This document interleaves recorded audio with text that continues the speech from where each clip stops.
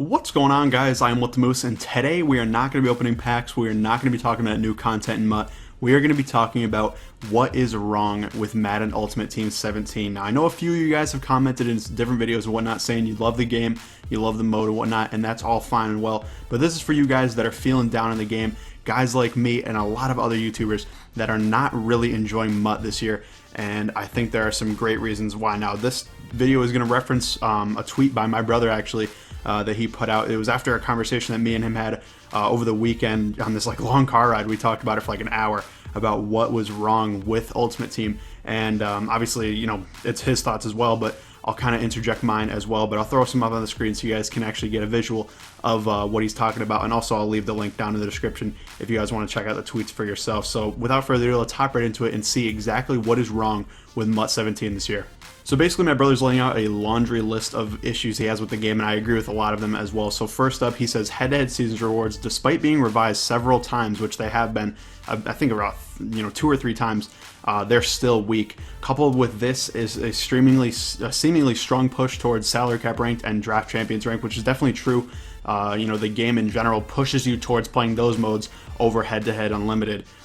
He says it's ridiculous that you have to win 5 head-to-head games without 2 losses, to mention that, to get a single competitive badge. At worst, head-to-head should reward a competitive badge every 2 wins. I agree completely with that. Right now, in its current state, it is almost impossible to get competitive badges in head-to-head unlimited unless you're very good at the game. And of course, a lot of you guys probably are good at the game, but it shouldn't be that tough to get those badges if you can get them fairly easily in draft champions and salary capped.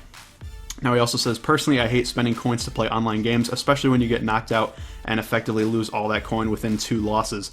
But with the competitive badges being so heavily slanted toward draft champions ranked and salary cap ranked, you don't really have a choice. And that's basically what I said before. You basically have to play those modes if you want to get something like MUT Master done, or you want that, champion Drew Brees, or one of those other cards. You pretty much have to play draft champions or salary cap ranked. You cannot play head-to-head unlimited to get competitive badges, at least not in a really quick and efficient manner. And I think that's a big problem.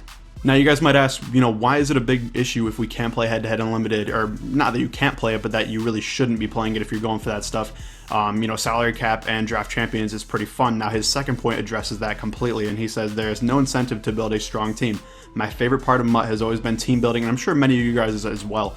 It's always been mine and my brother's, obviously, as he says in this tweet. Now, he says, however, if I can't use my real team in salary cap ranked and draft champions ranked, and the rewards are so slanted towards those modes, you have no motivation to build your team at all. And he says he hasn't upgraded his team in 2 weeks.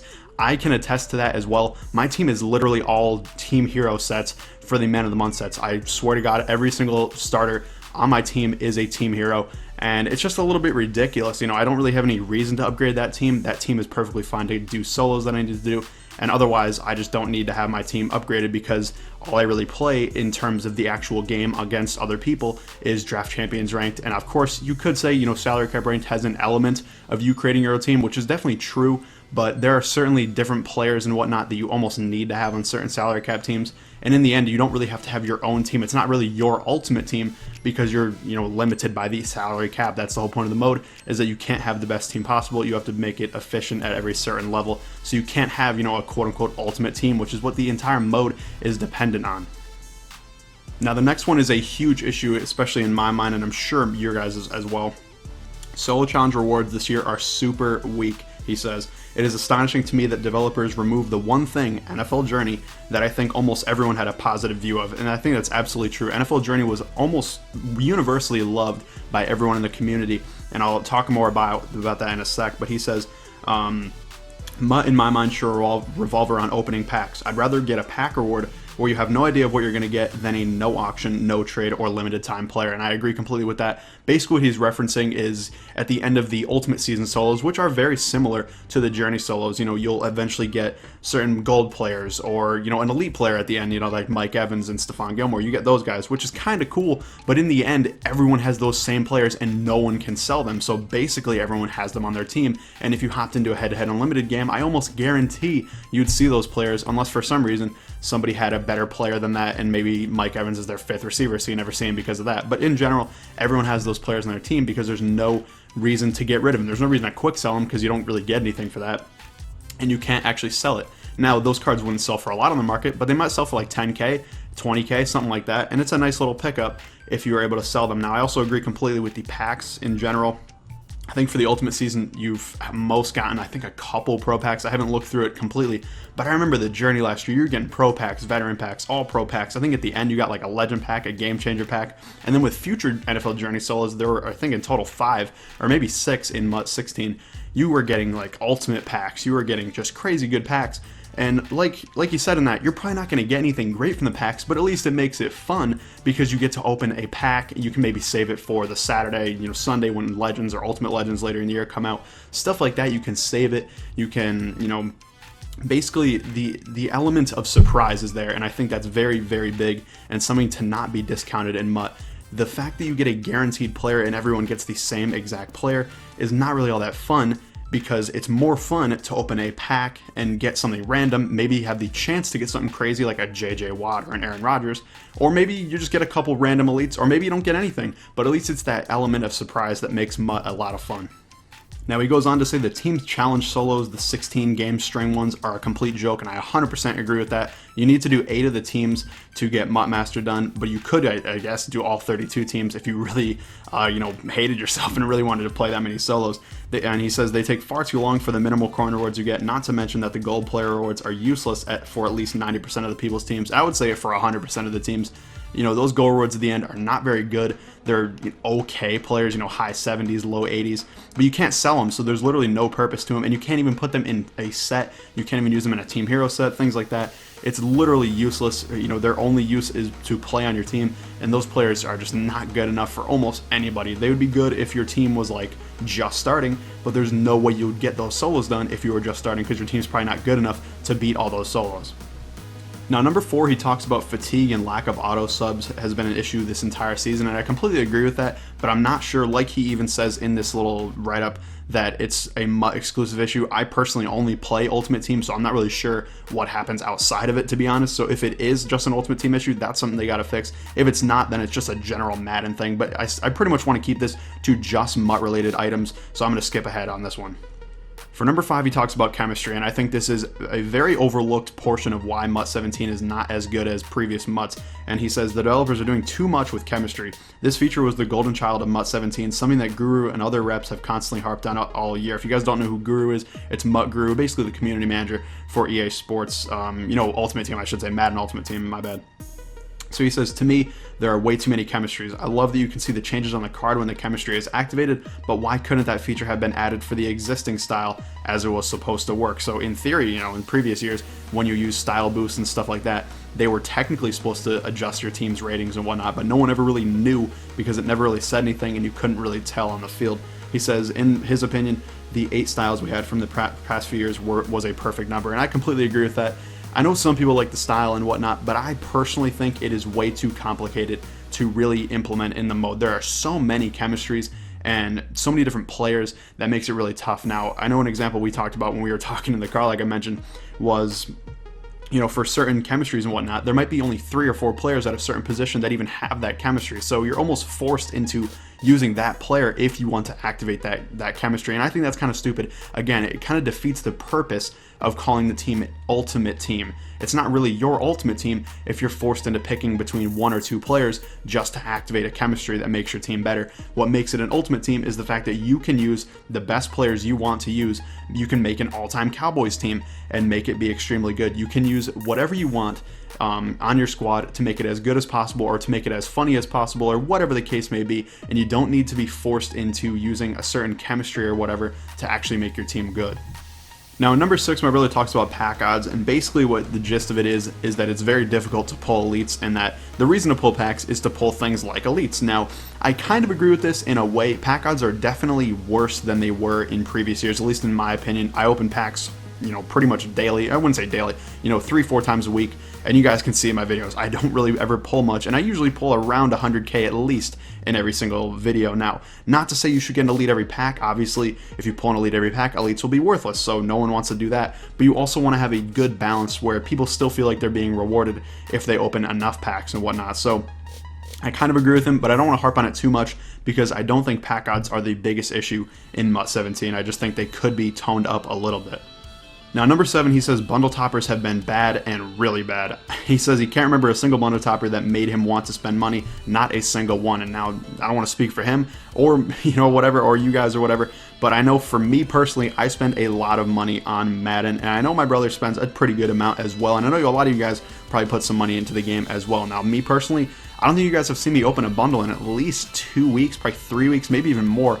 And honestly, the ones at the beginning I was opening were kind of just because we were in the MUT hype, the hype when any new game comes out or whatever, when everyone's excited about it. That's the reason I was opening them then. And now, honestly, I don't see any purpose to opening them because I don't think the toppers are very good at all. That's what makes, specialty bundles and whatnot actually, worth buying, is that the topper gives you some kind of value that you're not getting with the regular pack. So I think they need to tone those up or rethink how they're done in general. Now, that's pretty much it for what he harped on in terms of things that MUT 17 could do better. I want to also add another thing on that. Pack opening is the key to MUT. Now, I don't mean that you have to open packs with money to have fun in Ultimate Team. That's not at all what I mean by that. What I basically mean is that the surprise and I guess the spontaneity of pack opening is what makes Ultimate Team fun. So getting packs in terms of the NFL Journey or Ultimate Season or whatever you want to call it, that would make the game more fun. I also personally think the way they did flashbacks this year is an absolute disgrace. Honestly, doing a set for a specific player is not nearly as fun as compiling a certain amount of badges or whatever the case may be to get a flashback pack set done and then opening that pack and seeing who you get. Now, a lot of the times you're going to get one of the worst players. You might get that Peyton Hillis. I know Peyton Hillis isn't in this game, but just bear with me from previous games. So you might get that Peyton Hillis or somebody really bad, but you might also get the Antonio Cromartie or whatever the case may be. You might get a really good player that goes for a ton, and it's just the fact that it's the risk and reward involved is way more fun than just doing a set for a specific player. I personally think getting the flashback pack is way cooler than getting a specific player that you bought the certain collectibles for and whatnot. I just think it's way more fun to open the pack, and I bet a lot of you guys would agree with me, and that just extends in general to almost everything in the mode. Basically make things more random, I guess. That might be the bad way to word it, but essentially make it more of a surprise than everyone gets the exact same thing if you do the exact same stuff. I think that's honestly kind of the way they need to trend when they're starting to turn this mode around. Now, later in the tweet, my brother does go on to praise Ultimate Team for certain different things, one being the fact that you can restart solos, which I definitely think is a good idea. Another thing that you can get legends in packs and doing the set, I think that's also good. There's many different things that are good about Ultimate Team, but I think this year is different in that the problems with the game mode are certainly worse than the things that are good about it. Now, in the past, I know a lot of people have been harping on this the last week or so. In the past, people would be on Twitter going ham about, guys that were released for Team of the Week or Football Outsiders and, voicing their opinions on who they think they should be, just talking in general about, who they want to pick up, about budget beasts, things like that. People were excited to play the game and to watch other people play the game, things like that, and now it's just not like that. And like I said, I know a few of you guys have commented and said you enjoy the game, and more power to you. I love you guys for it.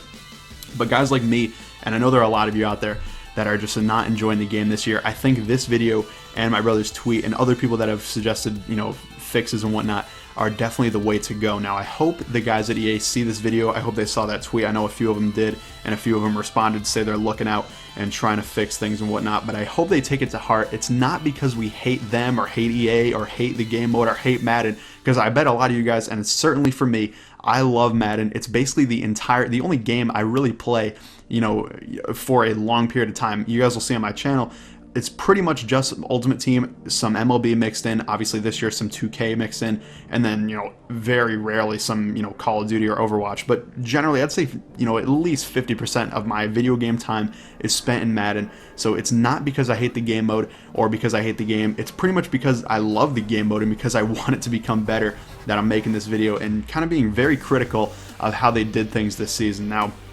I absolutely think it's fixable, but they need a concerted effort to do it. Now, another issue that I want to bring up quickly that I just thought about it is the fact that there are a lot of no auction, no trade items. Now, I know I kind of mentioned it with my brother's tweet, but it goes back to another thing that just came out, which is the Color Rush uniforms. Why those are not sellable and not auctionable, I have no clue in my mind, other than the fact that they just didn't want to let us sell them. Other than that, there's no real reason for them to be non-sellable. They should absolutely be sellable, and it makes something like that, which should have been a great promo, and I even tweeted the day it came out that I thought it was going to be a good promo. It made that promo honestly kind of trash, not gonna lie. It makes it so difficult to do anything in that promo because none of the stuff is sellable. And I think, you know, just in general, the no auction, no trade thing needs to go, you know, for the most part. Obviously, they can have it for certain things. You know, the free players they give you every single week, you're not going to be able to sell those, and everybody gets that. But in general, they need to go away from it and kind of fix that up. So I hope you guys take this to light. I hope you guys share it with your friends. I would say your family, but if your family plays MUT, go ahead. You know, and definitely developers. You know, you share with them at Shouts47, at MUT Guru. There's a bunch of other guys that are on Twitter that basically deal with it at EA Sports _MUT. I'll leave all those links down in the description. You guys can tweet at them with the video link or with your own thoughts in general. But I think something my brother also mentioned in his tweet, make sure if you're tweeting at them, if you're communicating with them in any way, be respectful. Don't call them, you know, names. Don't say, you know, you're terrible at making games, things like that. You know, try to be constructive with your criticism and be aware that not everything is going to get fixed in overnight. It's just not possible. You know, they might have planned to do a bunch of stuff that nobody likes, and now they got to overhaul it completely. So be aware it's going to take some time for that things to get fixed, but hopefully they do get fixed. But thank you guys for watching. I hope you enjoyed. I hope you learned something as well, and I hope you guys share this with as many people as you can. But thank you guys for watching, and I'll see you later.